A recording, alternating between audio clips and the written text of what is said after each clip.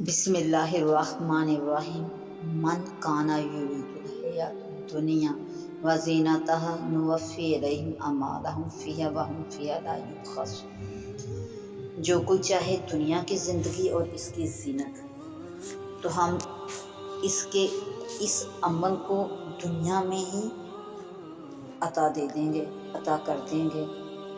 اور ان کے اعمال کے بدلے میں جو ان کو عطا کیا جائے گا اس میں کچھ نقصان، کچھ کمی نہ کی جائے گی۔ خلاصہ اس کا یہ ہے کہ جو شخص اپنے اعمال خیر سے محض، یعنی کہ عمل خیر محض دنیا کے فائدے اور اس کی رونق حاصل کرنا چاہتا ہے، اس سے جیسے کہ شہرت، نیک نامی، جاہ، ثواب آخرت حاصل کرنے کی اس کی نیت نہ ہو، تو ہم ان لوگوں کے ان اعمال کی جزا ان کو دنیا ہی میں پورے طور سے نپٹا دیں گے، پورے طور پر دے دیں گے، اور ان کے لیے دنیا میں کچھ کمی نہیں ہوتی، یعنی دنیا ہی میں ان کے اعمال کے عوض ان کو نیک نامی اور صحت، فراخ عیش، کثرت اموال، اولاد عنایت کر دیا جاتا ہے، جبکہ ان کے اعمال کا اثر ان کی ازداد پر غالب ہو، اور اگر ازداد غالب ہو تو پھر یہ اثر نہیں مرتب ہوتا۔ یہ تو دنیا میں ہو رہا ہے، آخرت میں سو یہ ایسے لوگ ہیں کہ ان کے لیے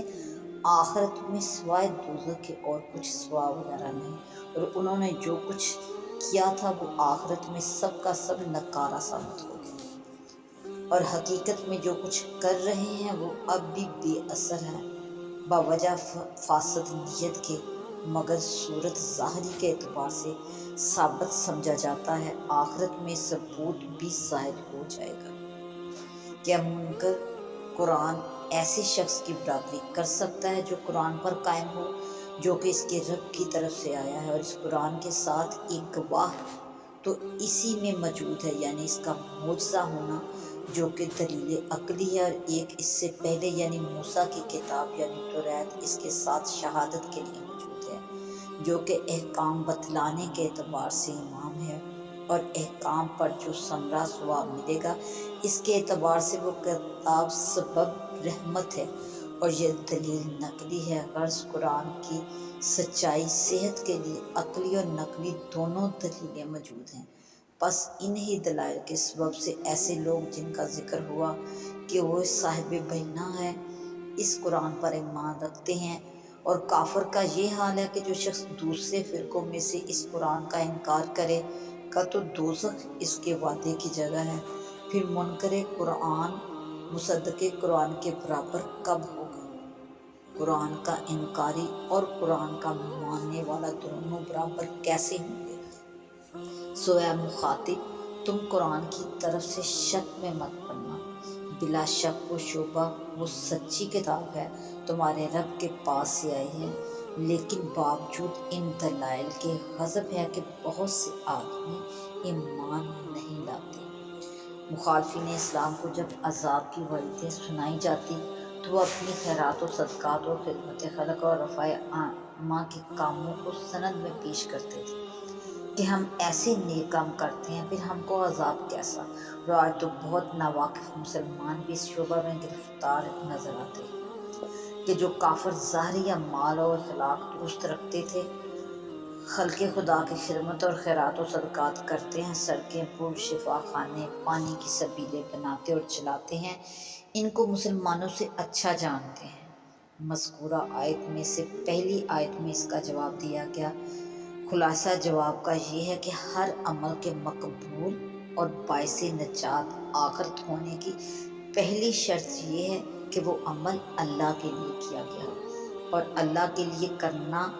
وہی معتبر ہے جو اس کے رسول صلی اللہ علیہ وآلہ وسلم کے بتلائے ہوئے طریقے پر کیا گیا۔ جو شخص اللہ پر، اس کے رسول پر ایمان ہی نہیں رکھتا، اس کے تمام ایمان، اعمال اور اخلاق ایک بے روح ڈھانچہ ہے، جس کی شکل و صورت تو اچھی بھی ہے مگر روح نہ ہونے کی وجہ سے دار آخرت میں اس کا کوئی وزن اور اثر نہیں۔ البتہ دنیا میں چونکہ ان سے لوگوں کو فائدہ پہنچتا ہے اور ظاہری صورت کے اعتبار سے وہ نیک عمل ہے، اس لیے اللہ جل شانہ نے اپنے کمال عدل اور انصاف کی بنا پر اس عمل کو بھی بالکل ضائع نہیں قرار دیا، بلکہ اس کے کرنے والے کے پیش نظر جو مقصد تھا کہ دنیا میں اس کی عزت ہو، لوگ اس کو سخی، کریم، بڑا آدمی سمجھے، دنیا کی دولت، تندرستی، راحت نصیب ہو، اللہ تعالیٰ اس کو یہ سب کچھ دنیا میں دے دیتے ہیں،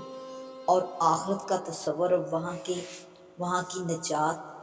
اس کے پیش نظر ہی نہ تھی، نہ اس کا بے روح عمل وہاں کی نعمتوں کی قیمت بن سکتا تھا۔ اس لیے ان اعمال کا وہاں کچھ عوض نہ ملے گا اور کفر معصیت کی وجہ سے جہنم میں رہے گا۔ یہ خلاصہ مضمون ہے پہلی آیت کا۔ اب اس کے الفاظ کو دیکھیے، ارشاد ہے کہ جو شخص صرف دنیا کی زندگی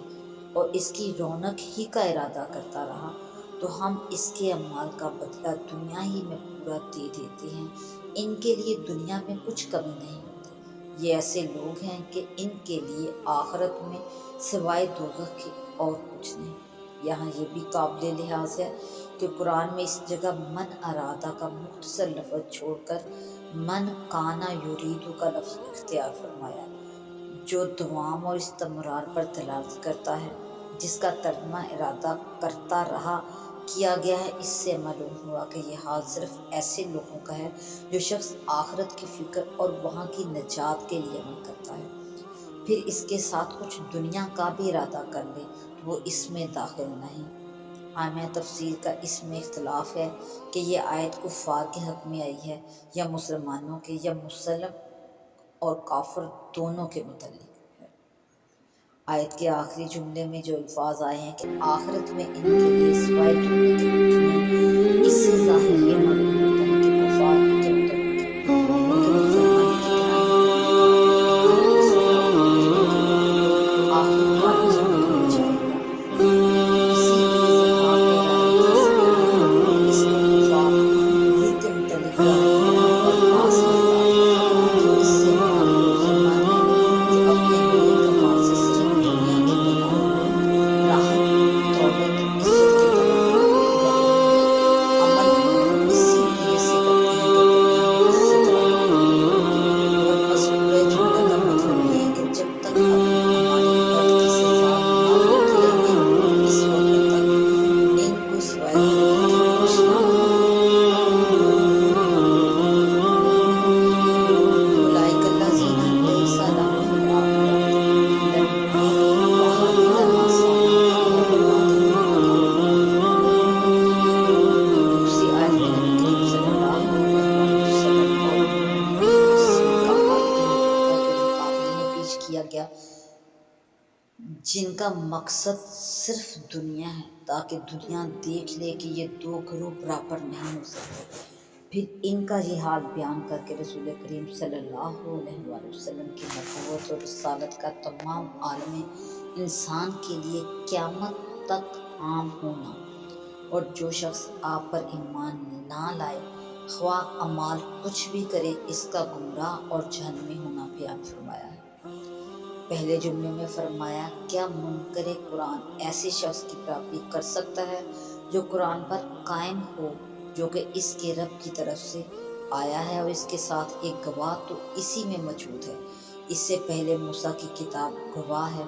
جو قابل اقتداء اور لوگوں کے لیے رحمت بنا کر بھیجی گئی تھی۔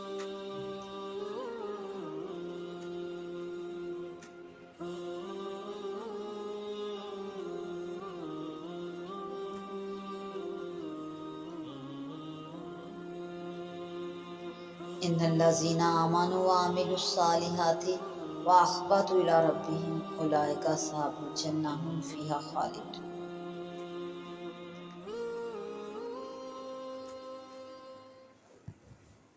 وَلَقَدْ أَرْسَلْنَا نُوحًا إِلَىٰ قَوْمِهِ إِنِّي لَكُمْ نَذِيرٌ مُّبِينٌ، اور ہم نے نوح کو ان کی قوم کے پاس رسول بنا کر پیغام دے کر بھیجا کہ تم اللہ کے سوا کسی اور کی عبادت مت کرو، اور جو بت تم نے قرار دے رکھے ہیں ودّا اور سوا اور یغوث اور یعوق اور نصر کو چھوڑ دو۔ چنانچہ حضرت نوح علیہ السلام نے جا کر ان سے فرمایا کہ میں تم کو در صورت عبادت غیر اللہ کے صاف صاف ڈراتا ہوں۔ کہ سوائے اللہ کی عبادت کے اور کسی کی عبادت نہیں، اور اگر اور کسی کی عبادت کرو گے تو تمہارے لیے اس میں وعید ہے۔ میں تمہارے حق میں ایک بڑے تکلیف دینے والے دن کے عذاب کا اندیشہ کرتا ہوں۔ سو ان کی قوم میں جو کافر سردار تھے وہ جواب میں کہنے لگے، تم جو نبوت کا دعویٰ کرتے ہو جیسا نذیر مبین سے معلوم ہوتا ہے، تو ہمارے جی کو یہ بات نہیں لگتی، کیونکہ ہم تو تم کو اپنے ہی جیسا آدمی دیکھتے ہیں، اور بشر کا نبی ہونا دور از کار ہے، اور اگر بعض لوگوں کے اتباع کرنے سے استدلال کیا جاوے تو وہ قابل استدلال نہیں، کیونکہ ہم دیکھتے ہیں کہ تمہارا اتباع انہی لوگوں نے کیا جو ہم میں بالکل کمتر ہیں، جن کی عقل اکثر خفیف ہوتی ہے۔ پھر وہ اتباع بھی محض سرسری رائے سے ہوا، یعنی اول تو ان کی عقل ہی صائب نہیں، غور کے بعد بھی غلطی کرتے دوسرے، پھر غور بھی نہیں کیا، اس لیے ایسے لوگوں کا تم کو نبی سمجھ لینا یہ کوئی حجت نہیں، بلکہ بالعکس ہمارے اتباع سے ممانعہ ہے، کیونکہ شرفا کو کمتروں کی موافقت سے آر آتی ہے، نیز اکثر ایسے کم حوصلہ لوگوں کے اغراض بھی حصول مال یا ترفع ہوا کرتا ہے، سو یہ لوگ بھی دل سے ایمان نہیں لائے۔ اور اگر یہ کہا جائے کہ باوجود رذیل کمتر ہونے کے ان لوگوں کو کسی خاص امر کے اعتبار سے ہم پر فضیلت ہے، جس کے اعتبار سے ان کی رائے اس بات میں صائب ہے، سو ہم تم لوگوں میں یعنی تم میں اور مسلمانوں میں کوئی بات اپنے سے زیادہ نہیں پاتے، اس لیے تم مسلمانوں کی رائے کو صحیح نہیں سمجھتے، بلکہ ہم تم کو بالکل جھوٹا سمجھتے ہیں۔ نوح علیہ السلام نے فرمایا کہ اے میری قوم، تم جو کہتے ہو کہ تمہاری نبوت جی کو نہیں لگتی، تو بھلا یہ تو بتاؤ کہ اگر میں اپنے رب کی جانب سے دلیل پر قائم ہوں جس سے میری نبوت ثابت ہوتی ہو، اور اس نے مجھ کو اپنے پاس رحمت یعنی نبوت عطا فرمائی ہو، پھر وہ نبوت یا اس کی حجت تم کو نہ سوچتی، تم کو سمجھ نہ آتی ہو، دکھائی نہ دیتی ہو، تو میں کیا کروں؟ محبوب ہوں کیا ہم اس دعوے یا دلیل کو تمہارے سر مار دیں اور تم اس سے نفرت کیے چلے جاؤ؟ مطلب یہ ہے کہ تمہارا یہ کہنا کہ جی کو نہیں لگتی یہ محض اس وجہ سے ہے کہ تم یہ سمجھتے ہو کہ بشر رسول نہیں ہو سکتا، جس کی تمہارے پاس کوئی دلیل نہیں، اور میرے پاس اس کے واقعہ اور صحیح ہونے کی دلیل موجود ہے، یعنی معجزہ وغیرہ، نہ کہ کسی کا اتباع۔ اس سے اس کا جواب بھی ہو گیا کہ ان کا اتباع حجت نہیں، لیکن کسی دلیل کا فائدہ موقوف ہے غور و فکر پر، اور وہ تم کرتے نہیں، اور یہ میرے بس سے باہر ہے۔ اور اتنی بات اور زائد فرمائی کہ اے میری قوم، یہ تو سوچو کہ اگر میں نبوت کا غلط دعویٰ کرتا تو آخر میں اس میں میرا کچھ مطلب تو ہوتا، مثلا یہی ہوتا کہ اس کے ذریعے سے خوب مال کماؤں گا، تو تم کو معلوم ہے کہ میں تم سے اس تبلیغ پر کچھ مال نہیں مانگتا، میرا معاوضہ تو صرف اللہ کے ذمہ ہے، اسی سے آخرت میں اس کا طالب ہوں۔ اسی طرح اور اغراض بھی اگر غور کرو تو منتفی پاؤ گے، پھر جب کوئی غرض نہیں، پھر مجھ کو جھوٹ بولنے سے کیا فائدہ تھا؟ خلاصہ یہ ہے کہ کذب دعویٰ کو کوئی امر مقتضی نہیں، اور صدق دعویٰ پر دلیل قائم ہے تو پھر نبوت میں کیا شبہ ہو سکتا ہے؟ اور تم جو اتباع ارذال کو اپنے اتباع سے مانع بتلاتے ہو اور صراحتاً اور دلالتاً یہ چاہتے ہو کہ میں ان کو اپنے پاس سے نکال دوں، سو میں تو ان ایمان والوں کو نکالتا نہیں، کیونکہ یہ لوگ اپنے رب کے پاس عزت اور مقبولیت کے ساتھ جانے والے ہیں، اور بھلا کوئی شخص بان شاہی کو نکالا کرتا ہے، اور اس سے اس کا بھی جواب ہو گیا کہ یہ لوگ دل سے ایمان نہیں لائے، لیکن واقعی میں تم لوگوں کو دیکھتا ہوں خواہ کی جہالت کر رہے ہو اور بے ڈھنگی باتیں کر رہے ہو، اور بالفرض و تقدیر اگر میں ان کو نکال بھی دوں تو یہ بتلاؤ کہ مجھ کو اللہ کی گرفت سے کون بچائے گا؟ کیا تم میں اتنی ہمت ہے جو ایسے بےہودہ مشورے دے رہے ہو؟ کیا تم اتنی بات بھی نہیں سمجھتے؟ اور اس تقریر میں ان کے تمام شبہات کا جواب ہو گیا، لیکن آگے ان سب جوابوں کا پھر اور ہے، یعنی جب میری نبوت دلیل سے ثابت ہے، اول تو دلیل کے سامنے استبات کوئی چیز نہیں، پھر یہ کہ وہ مستبد بھی نہیں، البتہ کسی امر عجیب و غریب کا اگر دعویٰ کرتا تو انکار و استبات چند ان منکر و مستبد نہ تھا، گو دلیل کے بعد پھر بھی مسموع نہیں، البتہ اگر دلیل بھی مقتضی استبات کو ہو تو پھر واجب ہے، لیکن میں تو کسی ایسے امر عجیب کا دعویٰ نہیں کرتا، چنانچہ میں تم سے یہ نہیں کہتا کہ میرے پاس اللہ تعالیٰ کے خزانے ہیں، نہ میں یہ کہتا ہوں کہ میں تمام غیب کی باتیں جانتا ہوں، اور نہ یہ کہتا ہوں کہ میں فرشتہ ہوں۔ یہ تو اپنی نبوت کے متعلق ارشاد فرمایا، آگے اپنے تعظیم کے متعلق ارشاد ہے، یعنی جو لوگ تمہاری نگاہوں میں حقیر ہیں، میں ان کی نسبت تمہاری طرح سے یہ نہیں کہہ سکتا کہ یہ لوگ دل سے مان نہیں لائے، اس لیے اللہ تعالیٰ ہرگز ان کو ثواب نہ دے گا، ان کے دل میں جو کچھ ہو اس کو اللہ ہی خوب جانتا ہے، تو ممکن ہے ان کے دلوں میں اخلاص ہو، تو پھر میں ایسی بات کیوں کر کہہ دوں؟ میں تو اگر ایسی بات کہہ دوں تو اس صورت میں ستم ہی کروں گا، کیونکہ بے دلیل دعویٰ کرنا گناہ ہے۔ جب نوح علیہ السلام نے سب باتوں کا پورا جواب دے دیا، جس کا جواب پھر ان سے کچھ بن نہ پڑا، تو عاجز ہو کر وہ لوگ کہنے لگے کہ اے نوح، تم ہم سے بحث کر چکے، پھر اس بحث کو بڑھا بھی چکے، سو اب بحث چھوڑو، اور جس چیز سے تم ہم کو دھمکایا کرتے ہو کہ عذاب آ جائے گا، وہ ہمارے سامنے لے آؤ۔ انہوں نے فرمایا کہ اس کو لانے والا میں کون ہوں؟ مجھ کو پہنچا دینے سنا دینے کا حکم تھا، سو میں بجا لا چکا حکم، اس کو تو اللہ تعالیٰ بشرطے کہ اس کو منظور ہو تمہارے سامنے لائے گا، اور اس وقت پھر تم اس کو عاجز نہ کر سکو کہ وہ عذاب واقع کرنا چاہے اور تم نہ ہونے دو، اور جو میرا کام تھا پہنچا دینا سنا دینا، اس میں نے تمہاری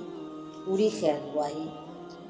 اور دل سوزی کی، لیکن میری خیر خواہی تمہارے کام نہ آ سکی، گو میں تمہاری کیسی ہی خیر خواہی کرنا چاہوں، جبکہ اللہ ہی کو تمہارا گمراہ کرنا منظور ہو، جس کی وجہ سے تمہارا عناد اور استکبار ہے۔ مطلب یہ ہے کہ جب تم اپنی بدقسمتی سے اپنے لیے نفع حاصل کرنا اور نقصان سے بچنا نہ چاہو تو میرے چاہنے سے کیا ہوتا ہے؟ وہی تمہارا مالک ہے، اور تم مملوک، تو تم پر اس کے تمام حقوق واجب ہیں، اور تم ان کو برائے ناز ضائع کر کے مجرم ہو رہے ہو۔ اسی کے پاس تم کو جانا ہے، اور وہ تمہارے اس سارے عناد و کفر کی کثر نکال دے گا۔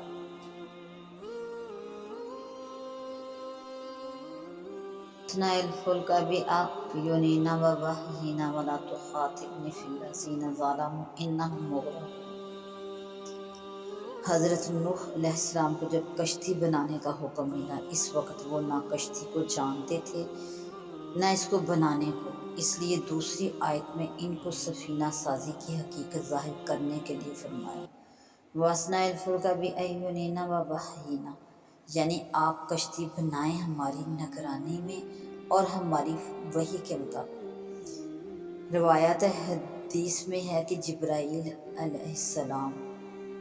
امین بذریعہ وحی الہی حضرت نوح علیہ السلام کو سفینہ سازی کی تمام ضروریات اور اس کا طریقہ بتلایا۔ انہوں نے سال کی لکڑی سے یہ کشتی تیار کی۔ بعض تاریخی روایات میں اس کی پیمائش یہ بتلائی گئی ہے کہ یہ 300 گز لمبی، 50 گز چوڑی، 30 گز اونچی اور 6 منزلہ جہاز تھی، اور روشن دان دائیں بائیں کھلتے تھے۔ اس طرح یہ جہاز سازی کی صنعت وحی خداوندی کے ذریعے سب سے پہلے حضرت نوح علیہ السلام کے ہاتھوں شروع ہوئی، پھر اس میں آہستہ آہستہ ترقی ہوتی رہی۔ تمام ضروری صنعتوں کی ابتدا وحی کے ذریعے ہوتی ہے۔ حضرت نوح علیہ السلام کو سفینہ سازی کی ہدایت دینے کے ساتھ یہ بھی فرما دیا اللہ تعالیٰ نے کہ آپ کی قوم پر طوفان آئے گا اور وہ غرق ہوں گے، اس وقت آپ اپنی شفقت کی بنا پر ان کے بارے میں کوئی سفارش ہم سے نہ کریں۔